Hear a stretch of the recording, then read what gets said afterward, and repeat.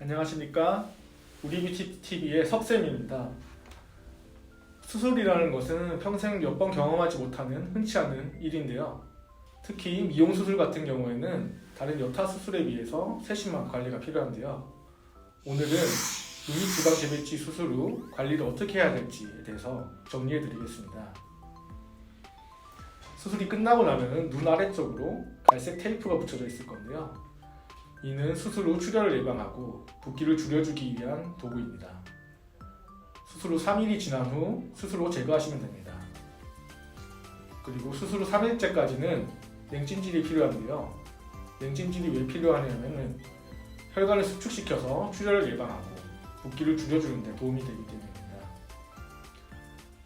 병원에서 나눠주는 아이스팩을 피부에 직접 닿지 않게 수건이나 꺼지에 대어서 냉찜질을 10분간 양쪽을 번갈아 가면서 해주시면 좋습니다.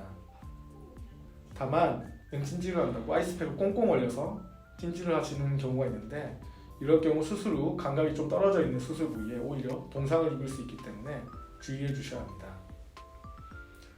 그리고 수술 후 일주일간은 출혈 위험이 있기 때문에 수술 부위를 심장보다 높게 유지해 주셔야 합니다.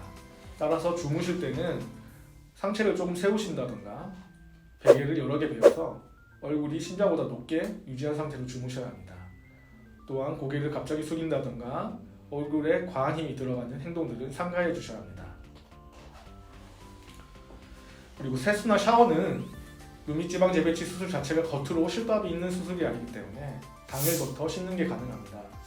다만 수술 부위를 직접 강하게 자극하는 경우에는 좋지 않기 때문에 수술 후 3일 정도까지는 갈색 테이핑을 피해서 씻어주는 것을 추천드립니다.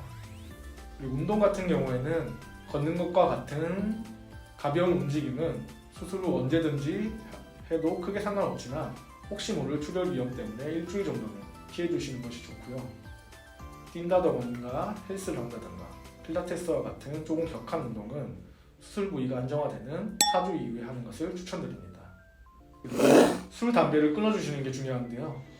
담배 같은 경우에는 혈관을 수축시켜서 혈액순환을 저하시킵니다. 이는 상처 회복을 지연시켜서 염증 가능성을 높여주는데요. 뿐만 아니라 술은 혈압을 올려주게 되어서 상처 회복을 지연시키기 때문에 꼭 끊어주셔야 합니다. 특히 술은 술 자체뿐만 아니라 술을 마시면서 흡연에 노출된다던가 흡연을 한다던가 그리고 어디인가 부딪혀서 2차적인 이유 때문에 술을 끊어주시는 게 중요한데요. 원칙적으로는 한 달간 금연 금주를 꼭 해주셔야 합니다. 눈화장 같은 경우에는 겉으로 실밥이 있는 게 아니기 때문에 수술 부위를 강하게 자극하지 않는 선에서 수술 당일부터 가능하지만 렌즈는 조금 다릅니다.